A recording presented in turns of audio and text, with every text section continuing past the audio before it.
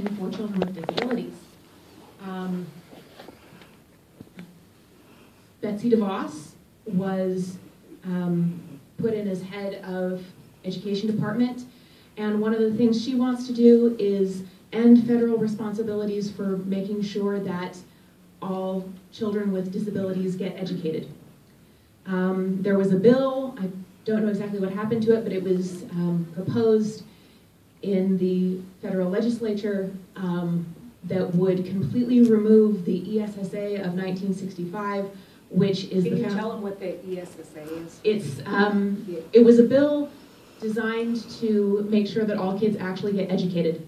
And it focused on making sure that poor kids get access to education, that they actually make sure that schools educate poor kids as well as middle class and rich kids.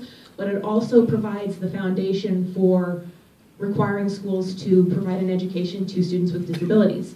That you can't say, no, we don't want this kid here because they're not smart enough.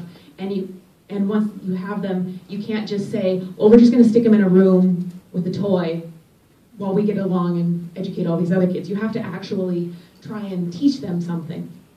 So that was number 2. The third is Neil Gorsuch, our newest Justice of the Supreme Court, who has, in the past when cases came up for how much did the school actually have to educate these kids, or could they just warehouse them? He came down on just warehousing them or reducing the amount of requirement that the state educate children with disabilities. He got overturned by the Supreme Court, and now he is on the Supreme Court, and you voted for him, and I understand your reasons for it. But at the same time, it was kind of throwing people with disabilities under the bus. So what I want to know is, this is a lot of stuff coming against and trying to weaken the educational rights of children with disabilities, a lot of it in just 3 months. And so I'm wondering what you're going to do about it. Well, I think you should add to that weakening the healthcare access for people with disabilities. That's also a large part of it, but we've talked a lot about healthcare. So I did not vote for Betsy DeVos. I think that she is not committed to public education. I think she doesn't have 1 ounce of appreciation for what happens in a schoolroom. Has she ever actually been in one? And I think we are going to be very, very aggressive in oversight. I put a lot of credit to Patty Murray, who is a champion, but probably the biggest champion of people, especially children with disabilities, is Bob Casey from Pennsylvania. He leads the effort for us in so many ways, and I will be listening to the community in my state as you tell me about the challenges and the problems that we see going forward, but I also will be working with my colleagues, particularly with Patty Murray and Bob Casey, to make sure that we do not go backwards in our commitment to all of America's children, not just the children that are easy to educate or easy to love, but the children who are addicted, the children who experience identity, who are challenged in rural communities, the children with disabilities.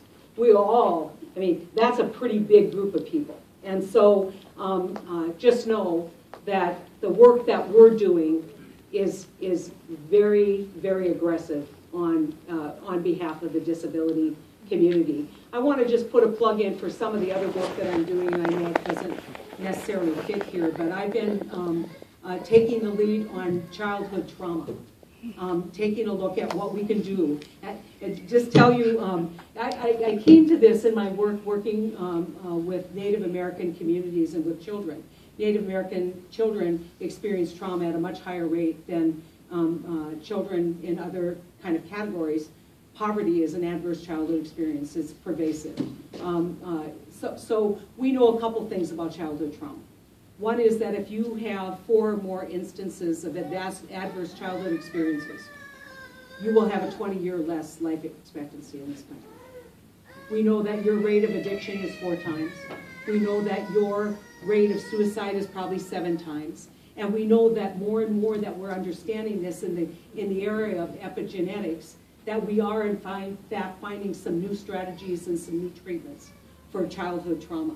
And so it is a foundational piece for prevention of chronic disease. It's a foundational piece for prevention of poverty.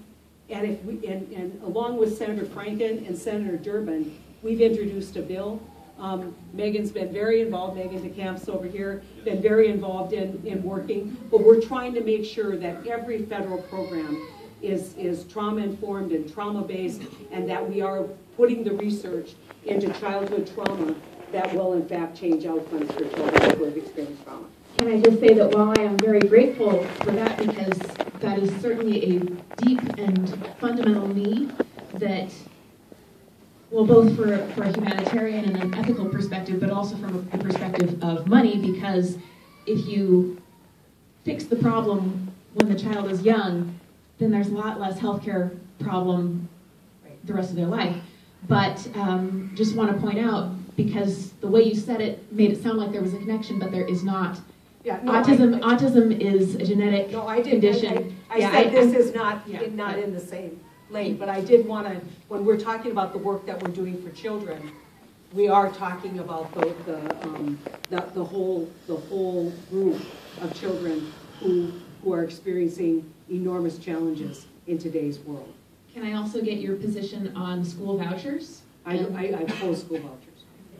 No way. We've got time for a couple more questions, and you have been